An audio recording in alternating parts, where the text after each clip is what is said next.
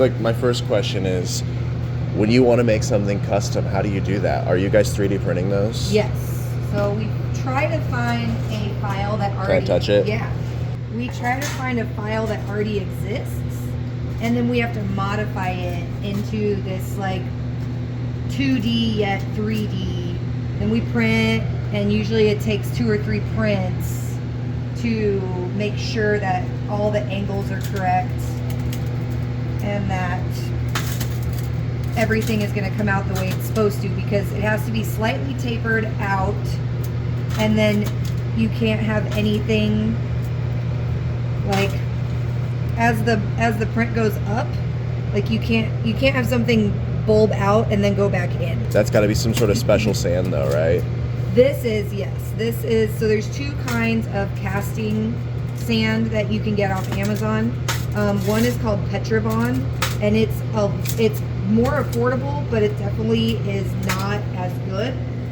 This is called Delft clay, and this is what a lot of the sandcasters use because it has whatever is in it, the oils or the whatever is in it, it makes it really clumpy, and so then it doesn't fall apart when you take your mold out. You prefer this sand? I do, yeah. I started with Petrobond because that was what I knew about, and then I talked to another artist, and he was like, "Oh no, don't waste your time with that shit. Get Delft clay, 100% all the way. Get Delft clay." And then this stuff looks like I threw away the outer bag. It's just kind of like it's like a powder to help coat. So you can just get it out easier. It makes it easier to pull the piece out. So I have my initial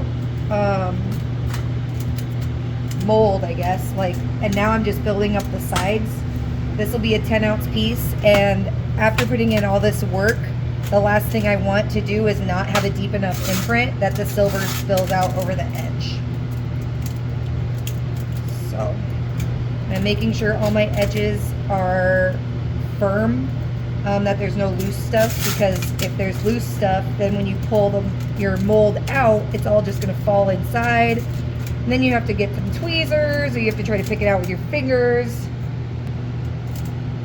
How does somebody make like a custom request? Usually they just send DMs, but a lot of folks don't follow through because they are so expensive.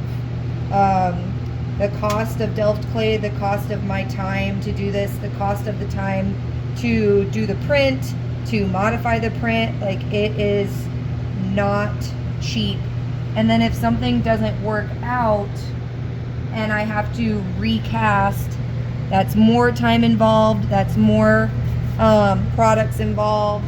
How long does that take to melt? Well, it'll take a while because we left the lid off, so the temperature got down to the 1200s. So it's got to heat back up. But if I hadn't left the lid off, it would probably only take 5 to 7 minutes for that chunk to melt. If I was melting shot, it would melt a lot faster because the heat could travel through the pieces, whereas this is one fat chunk, so it takes longer to melt down.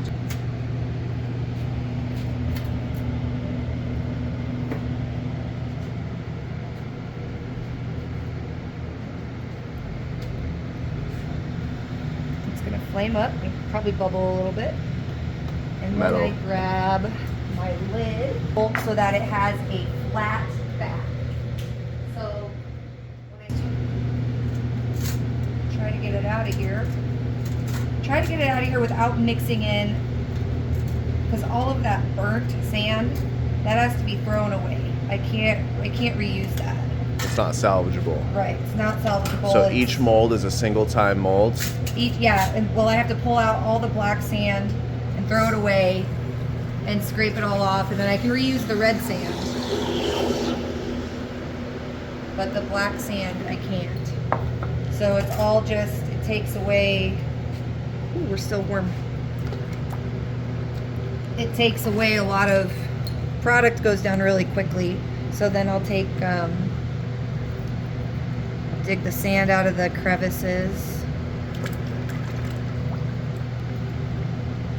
And after that, if I like the way it looks, I'll take it to the buffer and just buff away and grind away some other little imperfections.